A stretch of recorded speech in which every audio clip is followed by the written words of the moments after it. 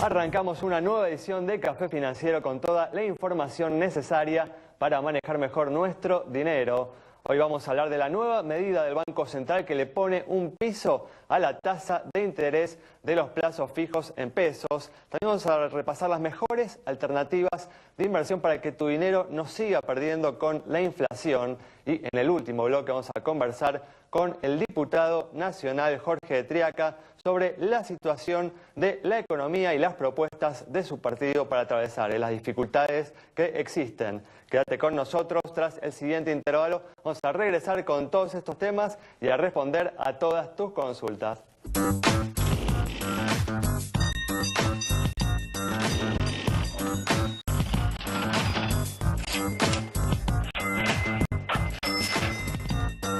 Bueno, ya estamos con la presencia de Verónica Dalto y también de Julián Siri. Nuevamente tenemos que prescindir de Santiago Chelala y de Yamila Escala, que volverán a estar con nosotros el próximo domingo. ¿Qué tal? ¿Cómo andan? ¿Qué tal? Hola, gracias por estar una vez más aquí. Y vamos a arrancar rápidamente con todas las noticias que tenemos para hoy. Vamos a arrancar con un tema que deben tener presente en los próximos días, ya que a partir del mes de noviembre todos los empleadores deberán contratar una ART para su personal doméstico. Verónica nos va a dar los detalles sobre este tema. ¿Qué trámites debemos hacer a partir justamente del próximo mes? Es así, Alejandro. A partir del 3 de noviembre, todos los empleadores que tengan servicio doméstico en su casa deberán contratar una aseguradora de riesgos de trabajo. Podrán hacerlo directamente contactándose con una ART para que el día de mañana les respalden con servicios de salud y farmacéuticos y les paguen los sueldos durante la licencia de los empleados.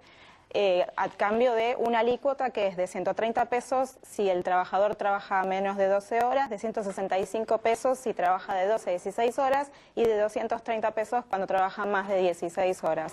En caso de que el empleador no haga esta inscripción, la AFIP le asignará una ART automáticamente. Hemos recibido consultas acerca de si el empleador va directamente a una ART o si también los productores de seguros pueden ofrecer esta cobertura.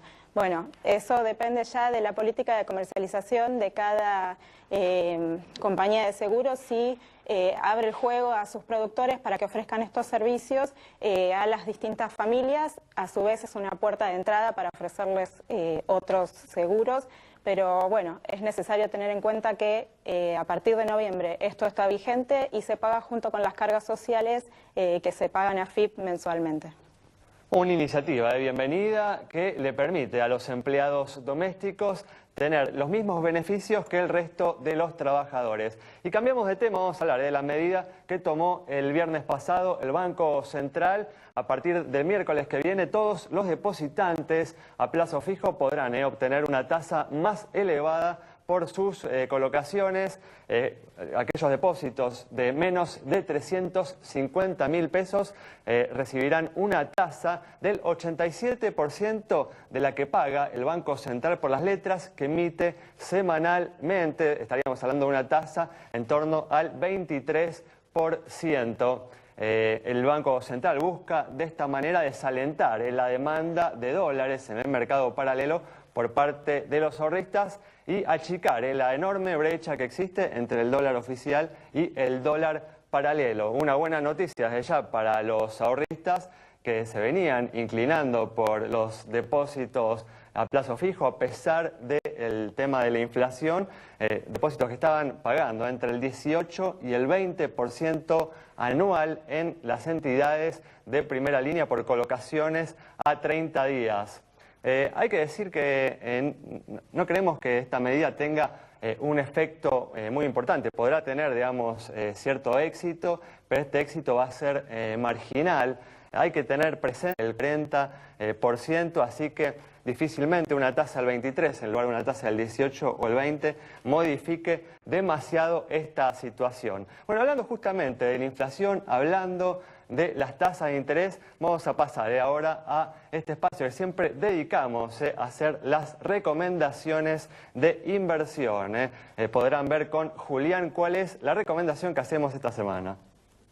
Bien, creo que para la alternativa conservadora voy a volver a recomendar lo que son los instrumentos Dollar Link que mencionamos en algún momento, que ajustan, son obligaciones negociables que ajustan según la depreciación esperada que tenga el tipo de cambio. Por eso, ahora vayamos a un ejemplo así concreto, ¿no? Concreto, digamos, sí. Como para que se entienda bien cuál es la idea, ¿no? Sí, la idea Uno coloca pesos, no son colocaciones en pesos. Coloca en pesos, recibe también en pesos, sin embargo va pagando según la depreciación que se va viendo en el camino. ¿Cuánto aumenta el dólar? Vayamos, exactamente, el dólar oficial, estamos de acuerdo. Más un spread que puede ser positivo o negativo, depende al precio al que opere el instrumento. Bien, después, por otro lado, uno lo que tiene que preguntarse es cómo espera que suceda lo que es la depreciación en el camino. Si espera una depreciación muy fuerte, va a haber efectos que se neteen, con lo cual puede no ser tan buen negocio. Yo creo que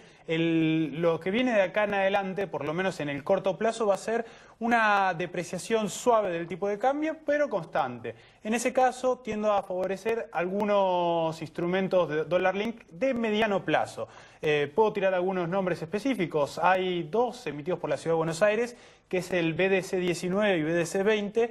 También hay otros de mediano plazo interesantes, como el de Chubut, que es el PUO 19, y el de Mendoza, que es el, y permítanme, voy a hacer un poco de inspección, el PMD 18. Son instrumentos más que interesantes y dan una renta un poco superior a lo que está... Por eso uno imagina, ¿no?, que en el nivel que hoy está presentando el dólar oficial, que es realmente un nivel bajo, uno puede claramente imaginar que tendría que haber una devaluación del nivel y acá especialmente también la tasa de variación. Hay que tener en cuenta, después del derrape que se produjo en enero, la realidad es que tocó un punto de 8,10, se mantuvo, retrocedió un poco, pero la variación desde ese 8,10 hasta ahora, 8,45, fue baja. Con lo cual uno esperaría que se acelere y pasen a tener bastante, una rentabilidad interesante. Sí, uno imagina incluso que debería acercarse a lo que sea la inflación, ¿no? Porque el gobierno puede llegar a intentarlo, seguramente lo va a intentar de hecho,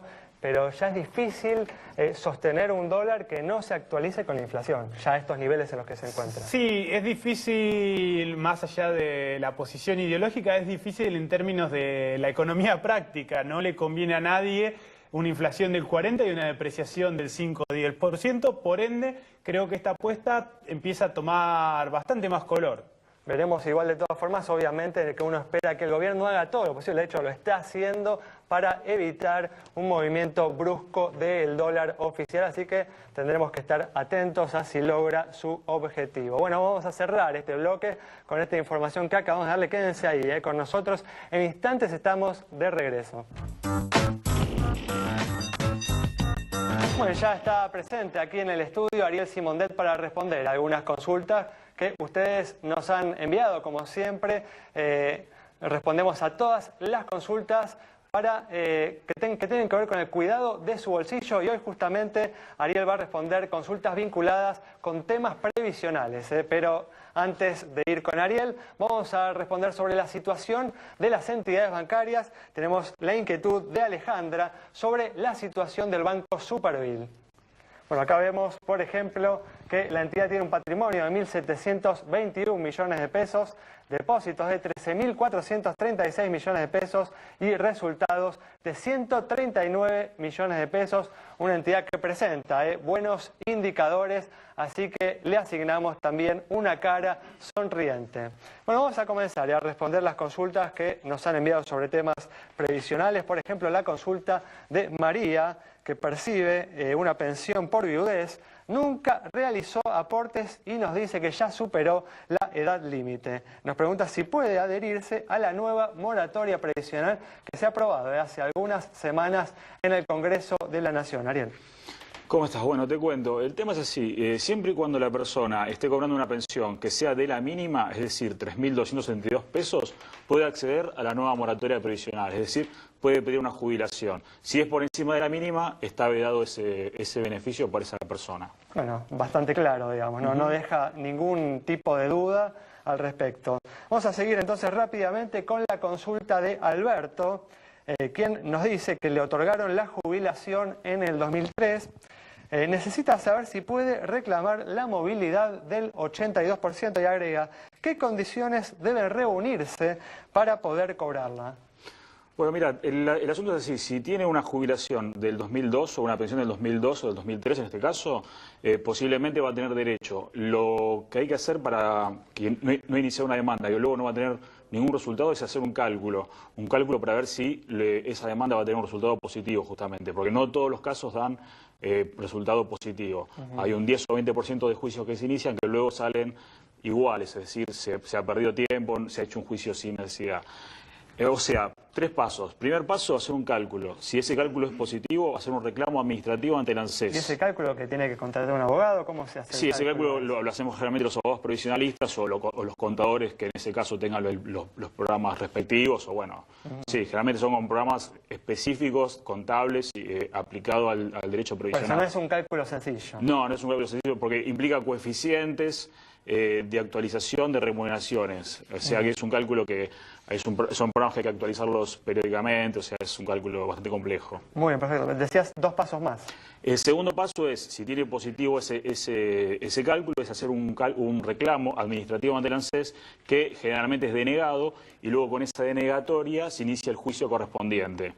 Hay miles de juicios de estas características, ¿no? Aquí en nuestro país. Sí, miles, sí. Se calcula 300.000 juicios y bueno, es bastante denso el tema, hay que pelearlo bastante y bueno, se van pagando en cierta medida, pero también en cierta medida hay una gran cantidad en stock para y por lo general, liquidar. Si se hace ese cálculo adecuadamente, las posibilidades de éxito son... Absolutas, son totales. 100%. Sí. Lo único es cuestión de tiempo y de trabajo del letrado para llevarlo a buen puerto. Muy bien, perfecto. Bueno, tenemos tiempo para una consulta más, para responderla rápidamente. La consulta de Luis, que está interesado en acogerse a la nueva moratoria previsional. Quiere saber en qué consiste el filtro socioeconómico que se debe atravesar. Y pregunta si se especificó qué condiciones se deben dar para cumplir con este requisito. Bueno, te cuento. Mira, el tema es así. Esta moratoria fue pensada para la población más vulnerable, así se la ha llamado. Entonces, lo que no puede tener la persona es una declaración patrimonial de bienes personales de 720.000 pesos, ni puede tener, por ejemplo, bienes registrables, por ejemplo, un automotor o un barco por valor de 270.000 pesos, ni consumos en tarjeta de crédito o débito de 234.000 pesos. Es decir, tiene que ser gente que no sobrepase ninguno de estos 3 parámetros. Si no sobrepasa estos 3 parámetros, pasa el filtro socioeconómico y le otorgan la jubilación por moratoria. Muy bien, clarísimo, María, muchas gracias. No, gracias a vos. Vamos a brindar una recomendación más. Ahora, como siempre, hacemos una recomendación para aquellos inversores más atrevidos, que no se ven para nada asustados por el actual contexto económico y que se animan a ir por más rentabilidad para sus inversiones.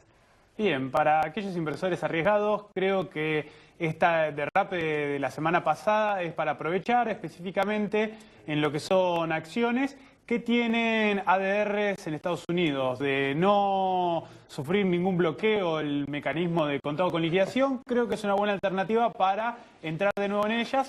Evitaría específicamente la parte de acciones bancarias por algún ruido que puede venir de parte del Banco Central, pero el resto de los activos con ADR son interesantes.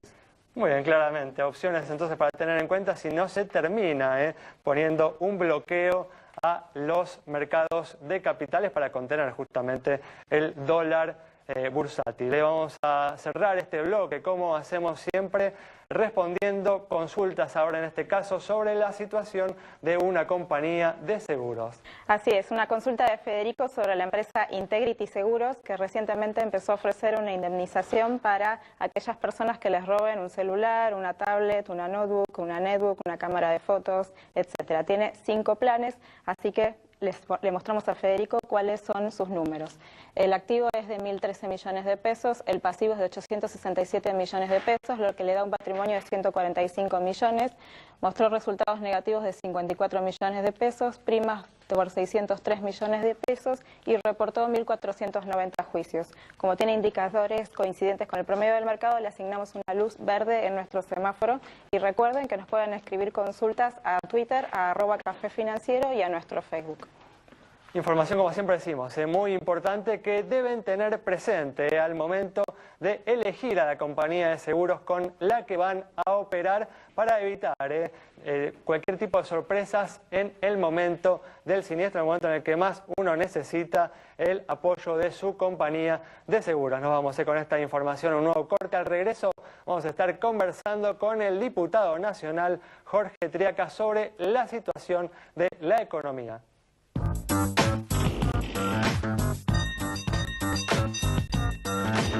Bueno, ya estamos con la presencia de Jorge Triaca, que es diputado nacional por el PRO, para analizar la situación de la economía y las propuestas de su partido político para atravesar las serias dificultades que venimos atravesando. ¿Qué tal, Jorge? ¿Cómo andás? ¿Cómo estás, Ale? ¿Cómo andan? Gracias por venir. Por favor, un gusto.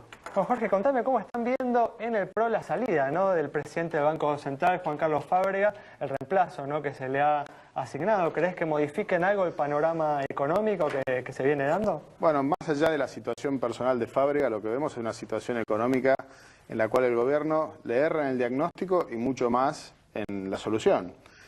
Acá hay que reconstituir la confianza y hay que tratar de establecer reglas de juego claras. Y me parece que va absolutamente en el sentido contrario lo que propone el gobierno.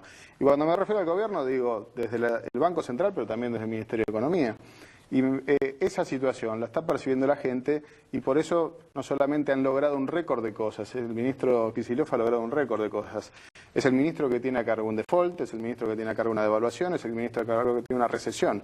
Hay pocos casos en los que un ministro ha logrado tantas cosas malas, ¿no? Y me parece que ese es uno de los ejemplos que vemos, por lo menos en el último año.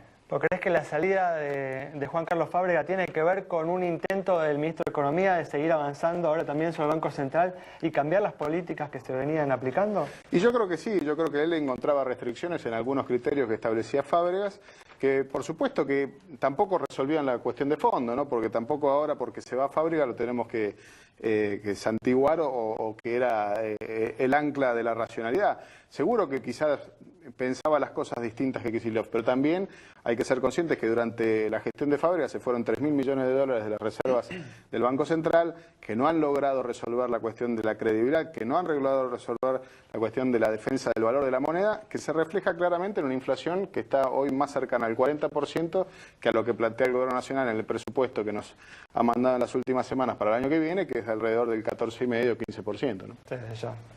Hablando de esa cuestión, ¿dónde ves el cuello de botellas? ¿Más en el lado de los influjos de capitales, digamos, en perspectivas 2015 para adelante?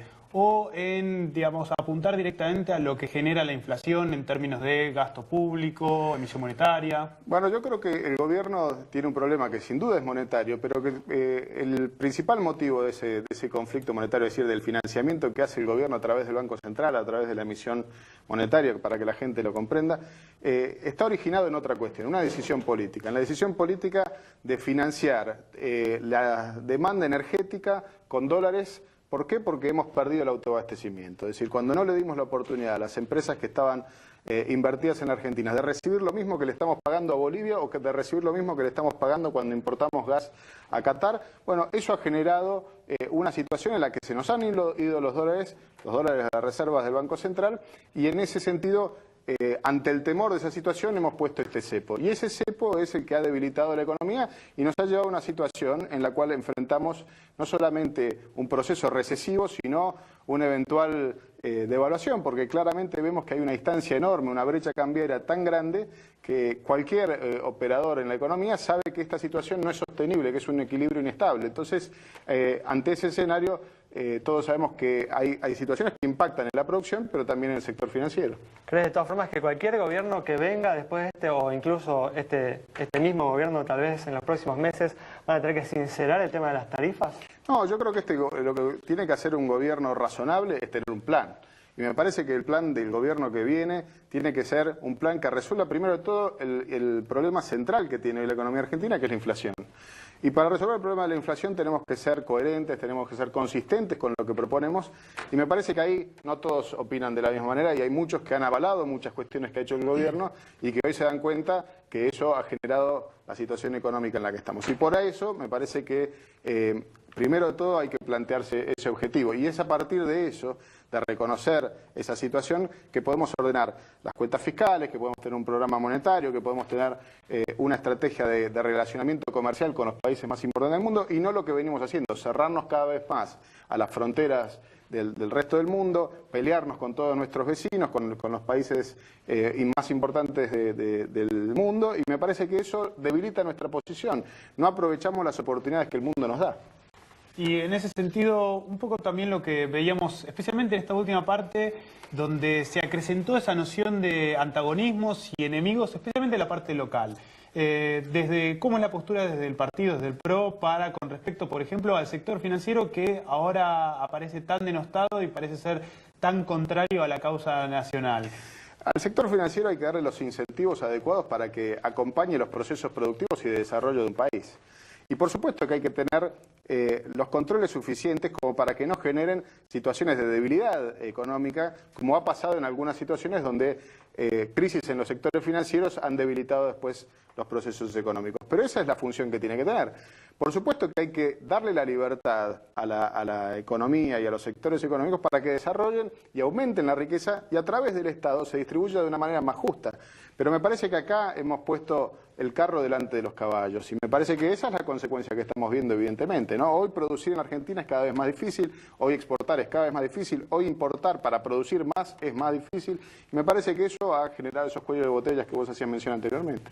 Jorge, ¿por qué crees, que la presidenta Cristina Fernández de Kirchner radicalizó en los últimos días tanto su discurso al punto, ¿no?, que está hablando de un complot para derrocarla, ¿no? Mirá, yo veo cuando radicalizan el discurso y cuando la gente sabe que en esa radicalización no se encuentran las verdades, veo lo que pasó en Venezuela cuando le hablaban del pajarito o cuando hablaban de la inoculación del cáncer y demás. Me parece que buscan soluciones a enfrentamientos donde no pueden atender los problemas.